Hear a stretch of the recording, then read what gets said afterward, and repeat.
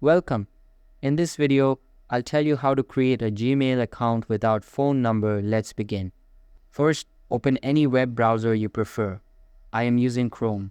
Tap on your profile icon at the top right corner of the screen and select your account. After that, scroll down and tap on Manage Accounts on this device.